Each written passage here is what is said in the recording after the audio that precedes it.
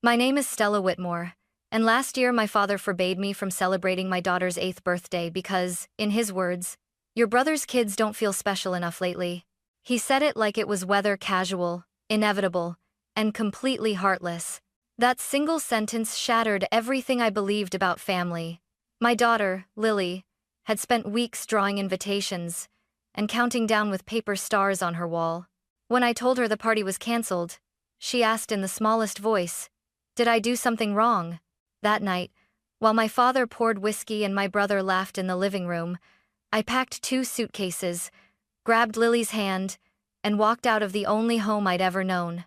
We left behind their perfection, their rules, their golden children. A year later, happiness found us again. And when they saw it, it destroyed them. Growing up in the Whitmore house meant living under a spotlight that was never pointed at me.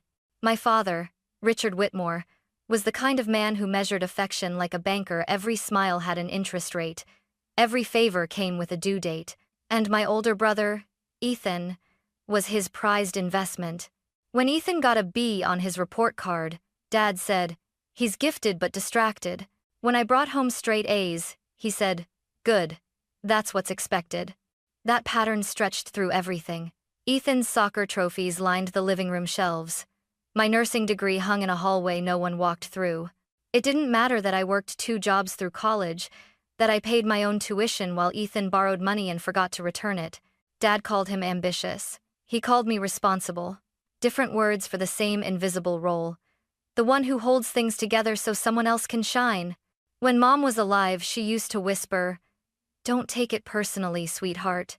Your father just wants to be proud." But after she died, pride became the only language he spoke. Ethan became his mirror. I became his mop. By the time I had Lily, I'd accepted it. I thought, distance would protect me, different house, different life. But control has a way of traveling through bloodlines. Last spring, I brought Lily to visit Dad. She was wearing her favorite blue dress, her curls tied with a ribbon she'd picked out herself. She ran into the living room holding a handmade card that said, "You're the best grandpa," in glitter glue. Dad smiled, distracted, and said, "That's nice, sweetheart. Go show your uncle." Ethan was there, of course, leaning back on the couch, his twin boys climbing all over him while he showed Dad photos from their private school's innovation fair. Dad's laugh filled the room. He didn't even glance at Lily's card. I stood there, invisible again, and told myself it didn't matter. But it did. That same night, Dad called me into his office. He didn't even look up when he said it. "Stella, you can't have that birthday party for Lily here this weekend." "What? Why not?" "Ethan's kids have been feeling left out. They saw your decorations, the balloons, the cake. It's too much. They're sensitive right now." I blinked. "It's 8 kids and cupcakes, Dad. Not a parade. You'll understand when you're older," he said, as if I wasn't 33 with a mortgage and a child of my own. And just like that, Lily's joy became collateral damage in their endless competition for my father's attention. Something in me, something quiet but sharp, began to shift that night. It wasn't anger yet. It was recognition. For the first time, I saw the ledger clearly. In his book, our happiness would always count as someone else's loss. I sat in my car outside my father's house for almost 10 minutes, gripping the steering wheel like it could explain what had just happened. Lily was in the back seat, humming softly, clutching a bag of pink balloons she'd picked herself. She didn't know yet, and I didn't know how to tell her. When we got home, she raced to the kitchen table where her hand-drawn invitations waited in a neat pile covered in glitter and crooked hearts. "Lily, Mommy, can we give these to my friends tomorrow?" "Me, sweetheart." I swallowed. "Me. Grandpa thinks we should wait a little while." Lily. "Wait? Why?" "Me. He wants to make it a family thing. With your cousins." Lily. "But I already drew my cake." "Me. I know, baby." Her eyes clouded with confusion. She didn't cry. That was somehow worse. After she went to bed, I called Ethan. He answered on speakerphone. I could hear his TV, and the faint sound of his wife, Nora, laughing in the background. "Ethan. Stell. You okay?" "Me. Dad just told me not to celebrate Lily's birthday because your kids feel overlooked." Ethan snorts. Oh, that. Yeah, Dad mentioned it. Look, don't make it a big deal. Me. A big deal? It's my daughter's birthday, Ethan. Yeah, but come on, it's just 1 year. The boys are going through a phase. They think Grandpa loves Lily more lately. Me, he doesn't. He barely looks at her, Ethan. Exactly. That's why you don't want to stir anything up. Me. Ethan, do you even hear yourself? Ethan. You always take things so personally. Dad's just trying to keep the peace. Keep the peace. Those words felt like handcuffs. After we hung up, I sat in silence, staring at the wall. Lily's drawings were taped everywhere, stars, cupcakes, her messy scrawl that said, "Happy 8 to me." How do you explain to a child that adults can be cruel without even realizing it? How do you tell her she's not the problem that the grown-ups are? That night, I watched her sleep. Her tiny hand still clutched a deflated balloon. I thought about the way Dad always smiled wider when Ethan entered a room. I thought about every time I'd been told, "Don't ruin the family mood, Stella." And then, for the first time, I asked myself, what family mood?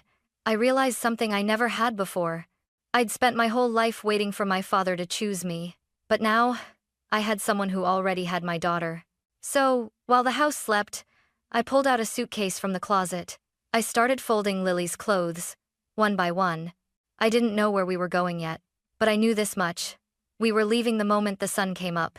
The next morning, I woke before the Sunday. The house was quiet except for the hum of the refrigerator and the slow breathing of my daughter asleep in the next room. I stood there for a moment, staring at the family photo on the wall. Dad, Ethan, me all smiling for a camera that didn't capture the truth. I slipped it from the frame and left it face down on the counter. When Lily woke, I told her we were going on a birthday adventure. Her sleepy eyes widened. Lily. Like a trip? Me. Exactly. Just you and me. Lily. Do I need my teddy? Me. Definitely. He's invited. By noon, we were on the road with 2 suitcases, a stuffed bear, and a playlist of songs she loved to sing off-key. I didn't have a plan, only a direction. Away. We stopped at a tiny roadside motel off Route 19, the kind with flickering neon letters and a vending machine that only took quarters. The woman at the front desk looked at me like she'd seen 100 stories just like ours. She handed me the key with a gentle smile. Receptionist. It's not fancy, but it's clean. Room 6 doesn't leak when it rains. The room smelled faintly of lemon cleaner and old curtains. Lily jumped onto the bed, the springs squealing under her laughter. Lily. This is like a secret hideout, right, Mommy? Me. Exactly. Our secret hideout. She spent the next hour arranging her stuffed animals on the windowsill, whispering that they were the party guests who made it. I turned away so she wouldn't see me cry. That night, we ate microwave macaroni and shared a single slice of gas station chocolate cake. She sang "Happy Birthday" softly to herself, and I joined in, our voices thin but steady. When she blew out the candle, she giggled and said, "Lily, I wished for more birthdays like this." I froze not because of the wish, but because she said it without sadness. It wasn't about what we'd lost. It was about what we'd found. After she fell asleep, I sat by the dim bedside lamp, scrolling through my phone. Missed calls. Dad, 7, Ethan, 4, 1 text from Nora. You'll regret this. Family is family. I almost replied. Then I deleted the draft. Outside, trucks rolled down the highway, their headlights painting stripes of light across the ceiling. I listened to the sound of rain beginning to fall, the first real silence I'd felt in years. Somewhere between the hum of the AC and the rhythm of my daughter's breathing, I realized something simple and terrifying. I had no idea what tomorrow would bring. But, for the first time, I wasn't afraid of it. Freedom, I learned, doesn't come with fireworks. It comes with paperwork, exhaustion, and the quiet panic of realizing you've burned every bridge behind you. The first week at the motel blurred together early shifts at the hospital, sleepless nights beside Lily, and the steady rhythm of second-guessing myself. Was I reckless, ungrateful, or just finally awake? On the 3rd morning, my father called again. His name flashed on the screen like a wound that wouldn't heal. I stared at it until the ringing stopped, But then came the voicemail. Dad. Stella, this is absurd. You're overreacting. You're putting that child in the middle of your emotions. Come home, and we'll talk like adults. I played it twice, not because I missed him, but because I needed to hear it clearly. He didn't ask if we were safe. He asked for control. Then came Ethan's text. You're splitting the family. Dad's sick about it. Do the right thing. I wanted to throw my phone across the room. Instead, I turned to Lily, who was coloring by the window. She was drawing balloons again, pink, blue, yellow, the same ones Dad had called too much. Me. What are you making, honey? Lily. Our next party. Me. Softly. You don't want to do that with Grandpa? Lily. Shaking her head. No. He said I couldn't have one. So, I'll make my own. Her words hit deeper than any sermon. She was 8, and already she understood what most adults never do. Joy isn't permission someone else gives you. I made a decision that day. We weren't going back. Not to the house that smelled like old power and guilt. Not to the constant measuring of worth. Within a week, I found a tiny apartment near the hospital. 1 bedroom, peeling wallpaper, but sunlight in the mornings. The landlord, an old man with shaky hands, handed me the keys and said, Landlord, door sticks a bit. You'll need to give it a firm push. Me, smiling. I'm good with stubborn doors. Lily and I moved in that weekend, with 2 suitcases and a thrift store couch that leaned to one side. We didn't have much, but we had air that felt ours. Still, the phone kept buzzing. Dad's messages grew colder. Dad, after all I've done for you, this is how you repay me? Ethan, don't make me the bad guy here. You're being dramatic. I stopped replying. Instead, I created a folder on my phone called Weather, just like I used to track storms during nursing school. Every voicemail, every text went there. Because when you know a storm is coming, you don't argue with the thunder. You prepare for the rain. A year passed faster than I expected. A blur of school mornings, late shifts, and nights filled with bedtime giggles instead of apologies. Our little apartment began to look like a home. The walls were covered with Lily's drawings, rainbows, cupcakes, a stick figure version of me holding her hand under a big blue sky. She didn't talk about my father much anymore. Sometimes she'd ask, Do you think Grandpa misses me? And I'd answer honestly, maybe. But missing and caring aren't always the same thing. When her 9th birthday came around, she woke me up before sunrise. Lily, Mommy, can we do it this time? The real party? Me. Yes, sweetheart. The real one. We spent weeks planning every tiny detail. Nothing fancy, just joy done right. We borrowed a neighbor's courtyard, hung paper lanterns, and baked the chocolate cake ourselves. Lily insisted on a bubble machine. Because bubbles make everyone smile, she said. The morning of the party, I got a call from Nora, Ethan's wife. Her tone was sweet, but her words were sharp. Nora. Hey, Stella. The boys heard you're doing something for Lily. They feel excluded. Me. They're welcome to come. Nora. Pause. Really? Me. Of course. It's a birthday, not a battlefield. When the doorbell rang that afternoon, Lily was already spinning in her new yellow dress. The first guests were her classmates, then a few neighbors, then unexpectedly Ethan's kids. They stood awkwardly at the gate, clutching gift bags. Lily, running up. You came, cousin. Mom said we could. You have a bubble machine? Lily.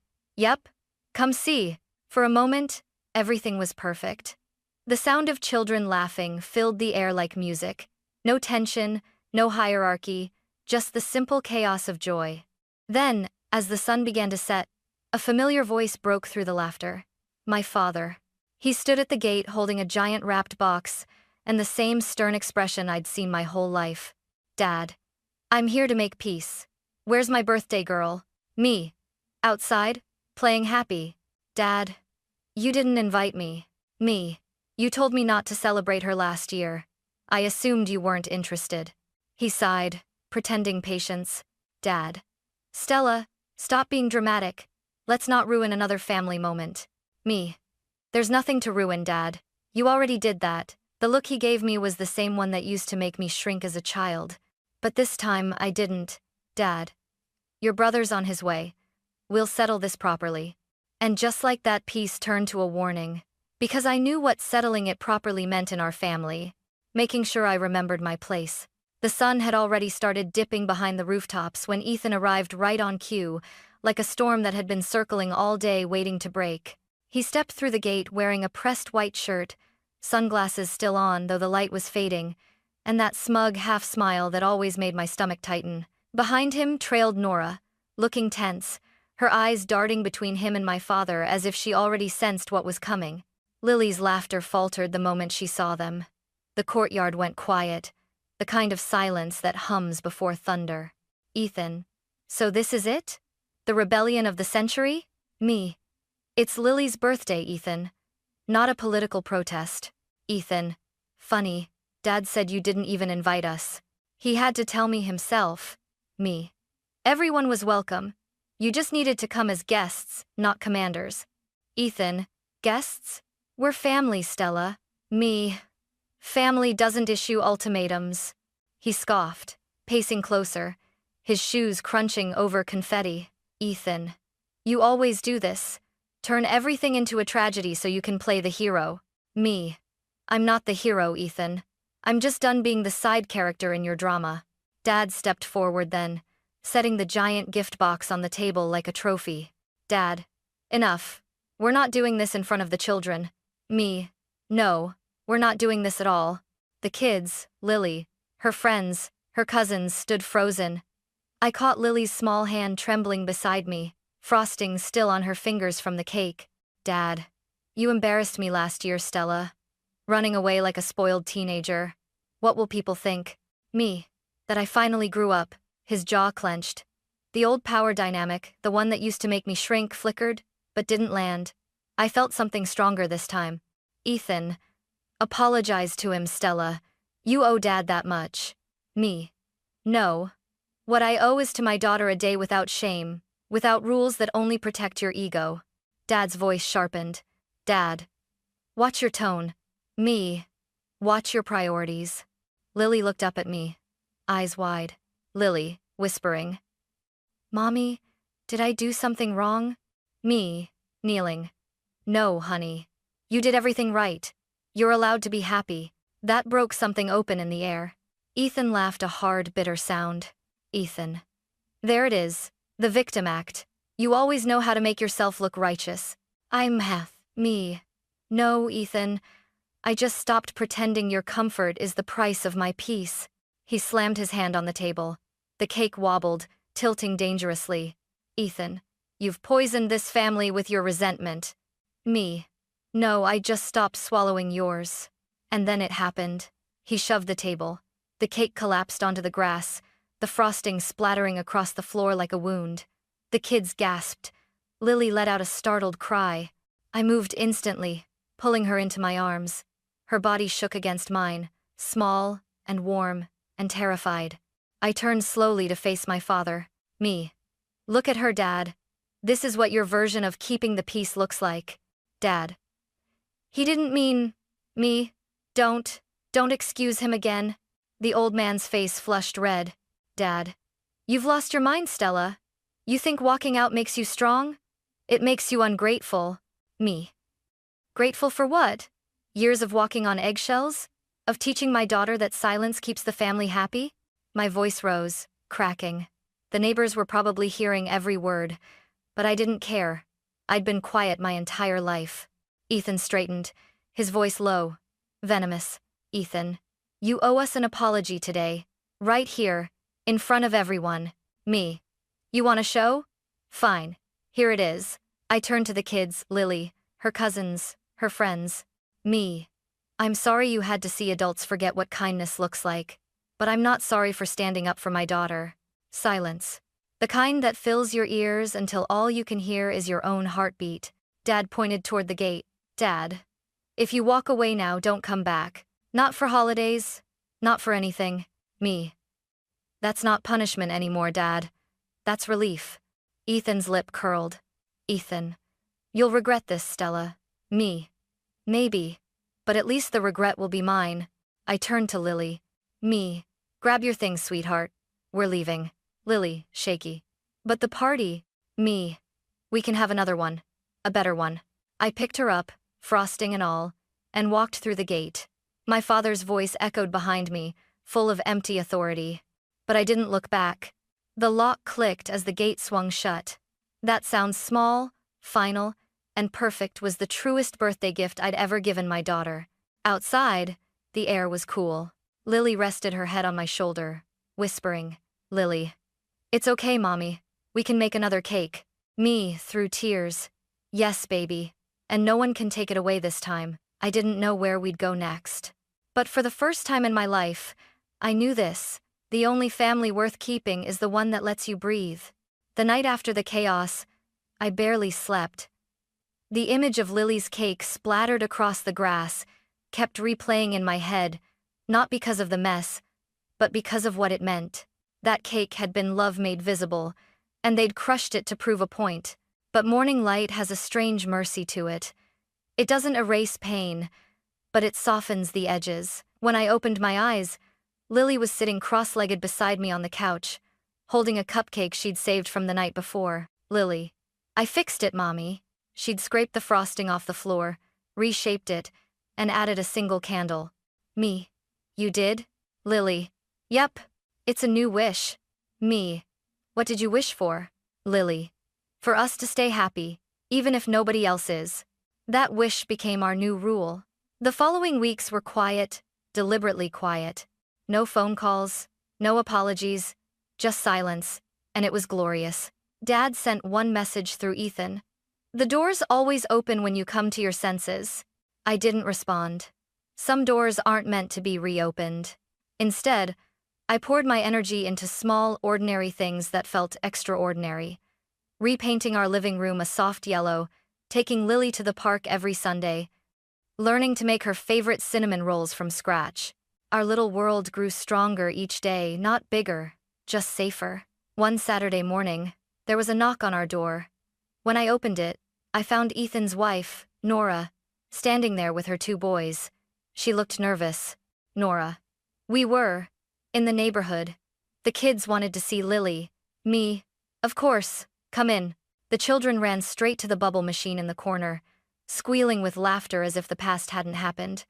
Nora and I stood watching them, the air heavy but peaceful. Nora, softly. "I'm sorry about that day. Ethan's been different since. He can't stand that you're fine without Dad's approval." Me. "He doesn't need to understand it. He just needs to see it's possible." Nora nodded, eyes glistening. Nora. "Your daughter's lucky, you know. You taught her how to be free." Me. "She taught me first." By evening, after they left, Lily climbed into my lap, her hair smelling of soap and sunshine. Lily. "Mommy, can my cousins come next year too?" Me. "Of course. Everyone's welcome as long as they bring kindness." She smiled, sleepy but safe. And as I turned off the lights, I realized the truth that had taken me 33 years to learn. Peace doesn't come from silence. It comes from knowing you can start over, and this time, you don't owe anyone an apology for doing so. A few months later, while organizing a drawer, I found an old key, small, worn, the metal dulled from years of turning the same lock. I recognized it instantly. It was the key to my father's house. I held it in my palm for a long time. That key had once meant safety. Then it meant silence. And now, it meant nothing at all. I thought about mailing it back, but I didn't owe him that closure. Instead, I walked down to the river near our apartment, tossed it into the water, and watched the ripples swallow it whole. The sound was quiet, almost gentle, like the world sighing in relief. That evening, Lily helped me bake another chocolate cake, this one for no reason at all. Just because we could. Lily. "Do we need candles, Mommy?" Me. "Always." Lily. "What should we wish for?" Me, smiling. "Nothing. Sometimes we just celebrate the day itself." She grinned, frosting on her cheek, and blew out the candles with both hands like she was pushing the past away. Later, as she fell asleep, I sat beside her bed, running my fingers through her hair. I realized she'd changed. Her laughter came easier, her dreams seemed lighter. The same was true for me. For the first time, there were no voicemails from Dad waiting. No texts from Ethan trying to guilt me back into the old system. The storm had passed because I'd stopped standing in the rain. A few days later, a letter arrived. No return address, but I knew the handwriting. My father's. It said only 5 words. Family forgives. Come home soon. I folded it carefully, slid it into a drawer, and whispered, "Me. We already are home." That night, I tucked Lily in and sat at our kitchen table. The same one we'd eaten countless dinners on, scratched, uneven, but ours. The lamp cast a warm pool of light, and for once, I wasn't waiting for something to go wrong. I thought about all the doors I'd unlocked in my life, hospital rooms, apartment gates, even my father's house once upon a time. But the most important one wasn't made of wood or metal. It was the one inside me. The one that finally clicked open when I realized I didn't need permission to live in peace. So I whispered it like a promise, not to my father, not to Ethan, but to myself and to the little girl sleeping down the hall.